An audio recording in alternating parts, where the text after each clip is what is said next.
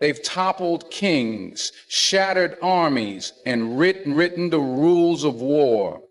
But there's one nation they just can't break.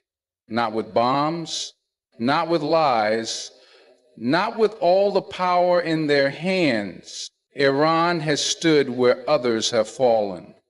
Why? Because this isn't just about politics, it's about purpose. What if I told you there's a reason why Iran is feared more than it's understood, that behind every sanction, every threat, every drone strike, there lies a deeper war. Not for land, but for the soul of resistance. And here's the part no one wants to admit.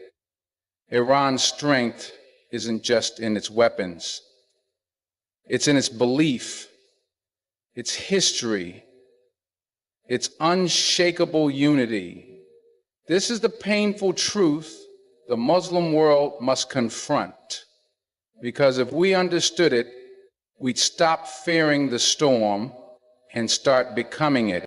Stay with me, because by the end of this video, you won't just know why the West can't defeat Iran, you'll feel the fire of a faith that refuses to kneel.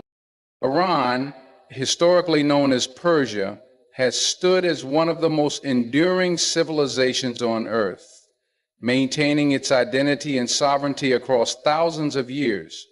Unlike many other regions that have been colonized, partitioned, or culturally erased, Iran has consistently preserved its political and cultural backbone even in the face of monumental invasions and shifting global powers. From the ancient Achaemenid Empire to modern-day Iran, this nation has demonstrated a remarkable ability to adapt, resist, and rise again. When Alexander the Great brought his forces to Persia, he was met not just with armies, but with a civilization so rich in heritage that even in conquest, he absorbed more from them than they did from him. Later, the Romans and Byzantines could not conquer it. Even the Mongols, who left destruction in their path across much of the Islamic world, could not fully dismantle the Iranian spirit. Persia absorbed them, Islamized them, and restructured itself yet again. In the colonial era, when Western powers carved up the Muslim world, Iran remained one of the few countries that was never fully colonized. The British and the Russians tried, and while they gained influence, they could never dominate Iran the way they did India, Egypt, or other Muslim lands. This wasn't because Iran was militarily invincible. It was because it had a deep-rooted system of identity that could not be extinguished. Its people carried a memory of empire, of faith, of culture that lived deeper than borders or governments. Its poets were warriors of spirit. Its mosques weren't just places of worship, they were strongholds of resistance.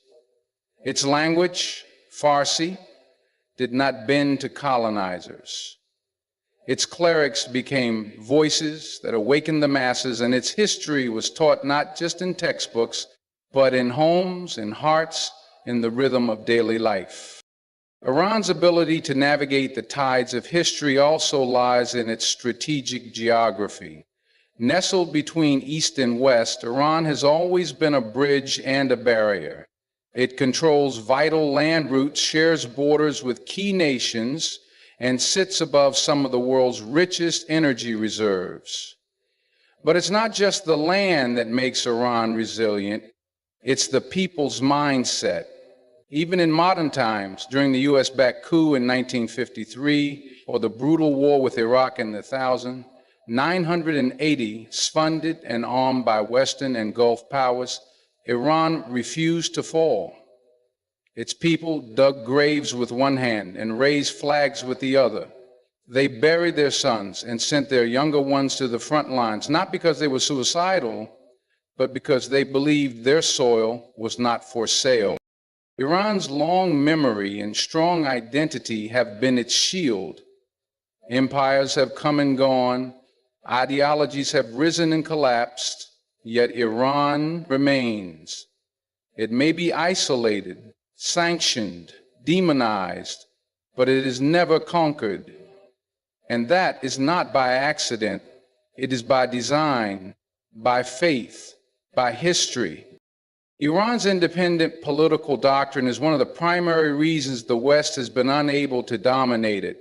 Unlike many other nations that have been absorbed into the Western-controlled international order, Iran operates with a completely different ideological compass. After the Islamic Revolution in 1979, Iran broke ties with Western influence, particularly with the United States, and charted a path of sovereignty rooted in Islamic principles and resistance. It was not just a change in leadership, it was a rejection of the Western worldview altogether. The revolution wasn't just political, it was spiritual, cultural, and economic. Iran chose to prioritize self-reliance over dependency, resistance over submission, and dignity over profit. It pulled itself out of the grip of institutions like the IMF and the World Bank that have long been used as tools of economic control by the West. Instead of borrowing money with strings attached, Iran decided to develop its own economy, even if it meant going through years of hardship. This decision made Iran a target, but it also made it untouchable in ways the West could never anticipate. By refusing to integrate into the Western economic and political systems, Iran removed the very levers of manipulation that are used against so many other countries. You cannot threaten a nation with isolation when it has already chosen to stand alone. You cannot blackmail a people with sanctions when they have built a culture around sacrifice. Iran's refusal to recognize Israel in its open defiance of American hegemony is not just political posturing, it is a conscious and strategic decision rooted in its ideological framework. It sees itself as a vanguard for oppressed nations, a torchbearer for Islamic dignity, and a defender of global justice in a world dominated by double standards and hypocrisy. This doctrine of independence is also why Iran refuses to host foreign military bases. Unlike many Muslim countries that allow U.S. troops on their soil, Iran does not. It does not allow foreign advisors to dictate its defense strategies, nor does it allow foreign companies to control its natural resources. Its oil is nationalized, its media is state-owned, its elections, while not perfect, are not overseen by foreign observers. This level of political sovereignty has made it both respected and feared. The West cannot co-opt Iran from within because its leadership, despite internal disagreements and challenges, is rooted in a system that sees Western control. Iran's foreign policy is also a reflection of this doctrine. It does not bow to shifting alliances or popular pressure. It supports movements that align with its vision, whether in Lebanon, Syria, Iraq, or Yemen, not because it wants empire, but because it wants resistance. This is what makes Iran unique. It does not change its stance based on who is in the White House or what the headlines say. Its doctrine is long-term, rooted in vision, not reaction. It is not perfect, but it is sovereign. And in a world where so many nations have sold their independence for comfort, Iran has chosen pain with dignity over ease with chains. The axis of resistance is not a formal alliance written on paper, but a living, breathing network of defiance that stretches from Tehran to Beirut, from Baghdad to Sana'a, and from Damascus to Gaza. At the heart of this resistance stands Iran, not just as a state, but as a symbol, backing, funding, and empowering groups that challenge Western and Zionist agendas in the region. This axis isn't about expanding borders or empire building. It's about standing against the machinery of occupation, colonization, and exploitation that has dominated the Middle East for decades. Iran has become the backbone of this resistance, not just by giving weapons or money, but by offering something far more powerful, an unbreakable will. Groups like Hezbollah in Lebanon are often labeled as terrorist organizations by Western governments, but on the ground, they are viewed by many as defenders of land and dignity. Their ability to withstand and repel Israeli military advances shocked the world in 2006, and it wasn't because they had tanks or air power. It was because they had strategy, discipline, and unwavering support, much of it coming from Iran. The same applies to the Houthis in Yemen, a group that has risen from obscurity to become a major force in the Arabian Peninsula. Despite facing a devastating Saudi-led coalition backed by the U.S., the Houthis have shown resilience and growing sophistication in warfare. Iran's support, both ideological and logistical, has played a crucial role in this unexpected rise. In Iraq, after the fall of Saddam Hussein, Western powers tried to shape the country into a puppet state. But Iran's influence among the Shia majority created powerful counterbalances. Militias and political movements aligned with Iran emerged, not to serve Iranian interests blindly, but to ensure that Iraq would not become another playground for American power. The same scenario played out in Syria, where Bashar al-Assad's government faced a massive foreign-backed uprising. While many Arab and Western states armed the opposition, Iran stood firm in its support for Assad, not out of love for dictatorship, but because it saw the bigger picture. If Syria fell into Western hands, the entire region's resistance structure would collapse. Palestine, perhaps the most symbolic cause in the Muslim world, also remains central to this axis. While many Arab nations have normalized relations with Israel, Iran continues to arm and support factions in Gaza and the West Bank that refuse to bow. This unwavering stance has cost Iran dearly in terms of sanctions and isolation, but it has also elevated its reputation among oppressed peoples. The West cannot tolerate this axis because it disrupts their vision of a compliant Middle East, where oil flows freely and Israel remains unchallenged. But Iran has rewritten the rules. It does not need formal treaties or international approval. Its resistance is grassroots, ideological, and unrelenting. This axis functions beyond the battlefield. It is psychological warfare, cultural defiance, and spiritual resilience. And in every corner of it, Iran's fingerprints are visible, not as an occupier, but as an enabler of resistance against occupation.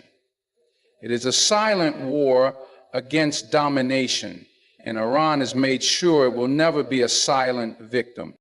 Western sanctions on Iran were designed to break its back, to cripple its economy, isolate its people, and force regime change without firing a single bullet. But what the architects of those sanctions failed to understand is that Iran has mastered the art of survival under pressure.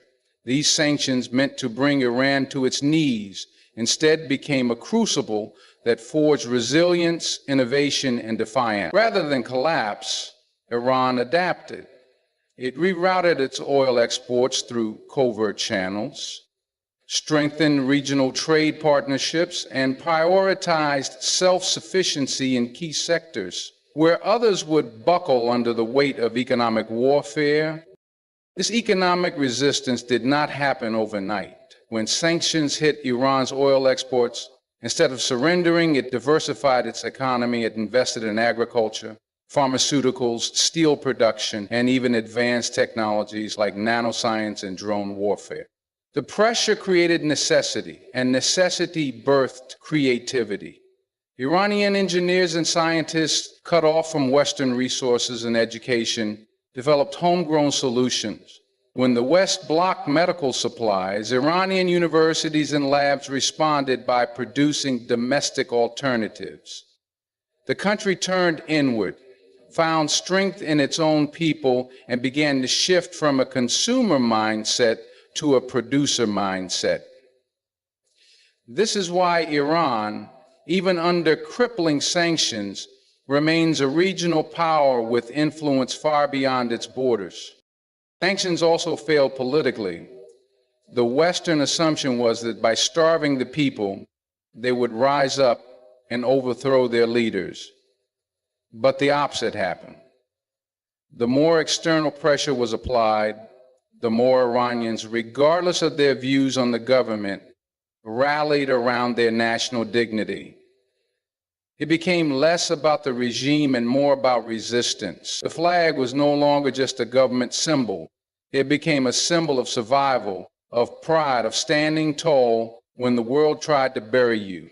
The West underestimated how deeply Iranians remember their history, how foreign interventions in the past have always led to exploitation and betrayal.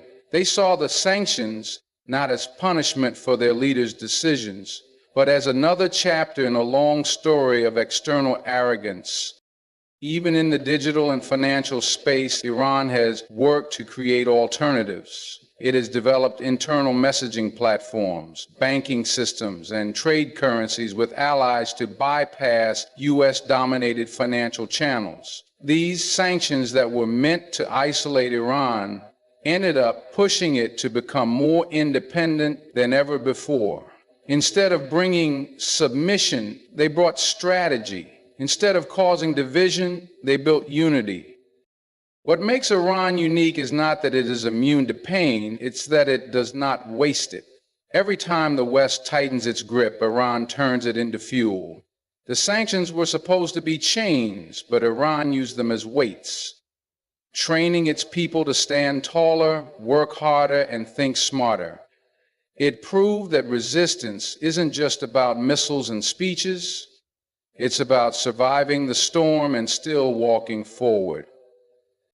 One of the most misunderstood elements of Iran's strength is its cultural and religious unity, deeply rooted in Shia Islamic ideology. This is not a casual or ceremonial attachment to religion. It is a core pillar of identity, governance, and resistance. Unlike many nations where religion is a private affair or used as a political tool during elections, Iran's Shia belief system shapes national policy, military doctrine, and even foreign relations. The system of Walayat al-Faqih, guardianship of the Islamic jurist, means that religious leadership is not symbolic, it is strategic. The supreme leader is not just a political figurehead, but a spiritual authority commanding loyalty that extends beyond borders, especially among Shia populations in Iraq, Lebanon, Syria, Pakistan, and even parts of the Gulf.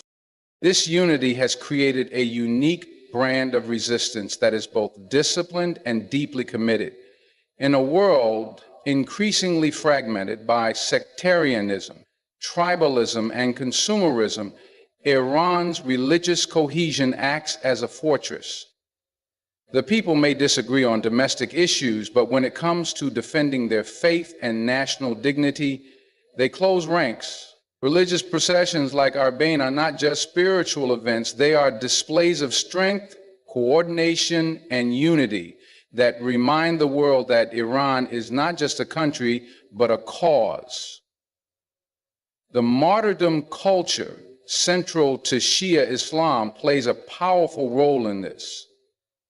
It's not about seeking death, but about embracing sacrifice for a higher purpose. From the Battle of Karbala to the modern battlefield, Iran draws energy from a narrative that teaches its people that victory isn't always measured in material terms.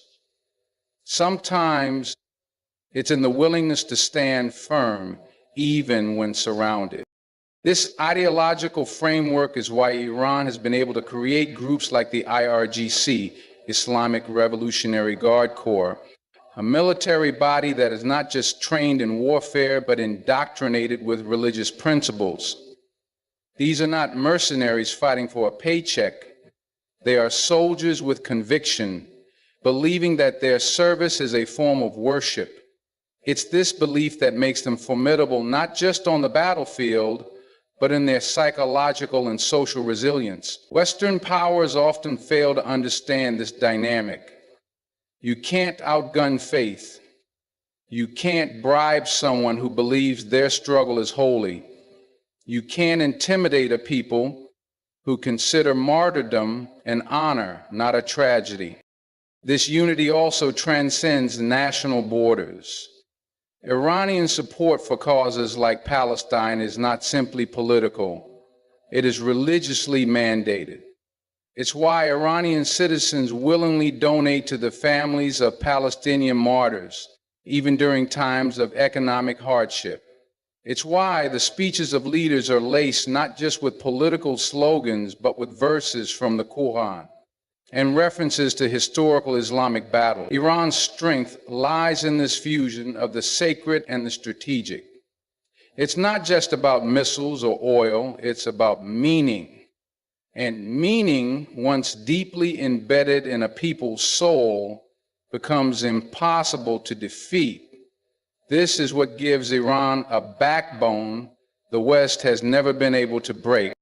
Western military campaigns have succeeded in toppling regimes, but they have repeatedly failed to break the spirit of people who believe in something bigger than politics. Iran understands this deeply. It doesn't just build armies, it cultivates belief. For decades, the West has relied on shock and awe, overwhelming firepower, high-tech warfare, precision airstrikes, and economic disruption. But Iran has studied those tactics, and more importantly, it has prepared for them. It has built a defense system that doesn't just rely on missiles and drones, but on asymmetrical warfare, proxy alliances, ideological loyalty, and an understanding of psychological resilience. It knows it can't match the West tank for tank, jet for jet, but it doesn't need to. What Iran has built is far more elusive and durable than hardware. It has created a mindset of resistance that transcends fear. America and its allies can bomb a city, dismantle infrastructure, impose sanctions, and assassinate generals, but they cannot destroy an idea. And that's exactly what Iran represents to many in the Muslim world, an idea of sovereignty, resistance, and dignity in the face of hegemony. When General Qasem Soleimani was assassinated in a U.S. drone strike, Western analysts expected fear and submission. Instead, they got millions flooding the streets in grief and rage, a funeral that turned into a national revival. Iran didn't fall into chaos. It responded with strategic calculation and deepened its resolve. This wasn't a sign of a crumbling regime. It was a sign that Iran had prepared its people for every scenario, including martyrdom at the highest levels. The West has consistently misunderstood the depth of commitment among Iran's leadership and its people.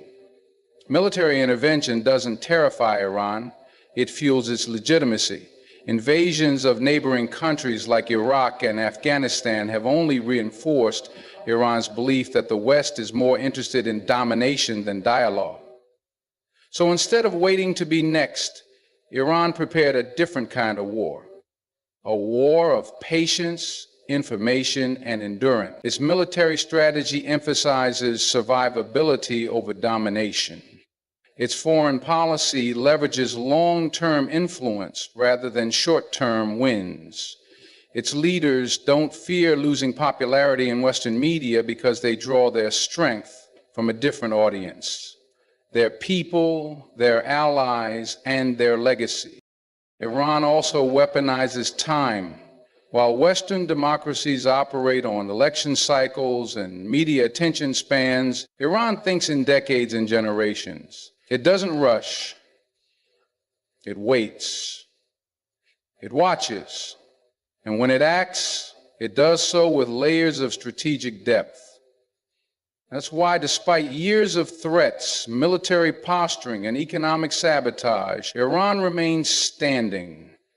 Not unchanged, not unharmed, but undefeated. The battlefield is no longer just land and sea, it's information ideology, narrative, and faith. Iran knows this war cannot be won by guns alone. And that's why it fights with tools the West cannot fully understand or control. It has turned its vulnerability into strength, its isolation into independence, and its pain into power. That's why Iran is still here, still standing, and still defying the most powerful forces on earth. They tried everything: bombs, sanctions, isolation, propaganda, but still Iran stands, not just with missiles or military drills, but with conviction carved deep into the bones of its people. What the West could never understand is that Iran doesn't just fight with weapons, it fights with meaning, with history, with faith, with a belief that its struggle is bigger than borders, deeper than oil, and more enduring than any political agenda. Iran has turned pain into power, pressure into perseverance, and threats into training.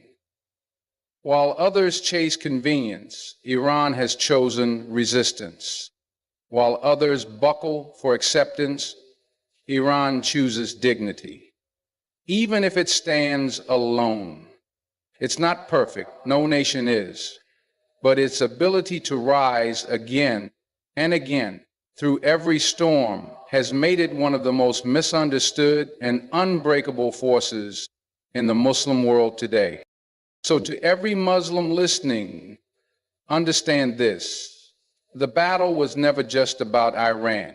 It's about what happens when a people refuse to bow, when faith becomes the foundation, when unity outlasts fear, and when the heart beats not for comfort, but for honor.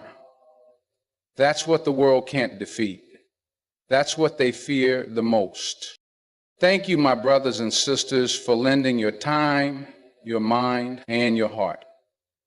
May your journey always lead toward truth, and may your voice always carry strength. Stay grounded, stay fearless, and may Allah bless you with clarity, courage, and conviction. Good luck, and never forget, the soul that cannot be bought, cannot be broken,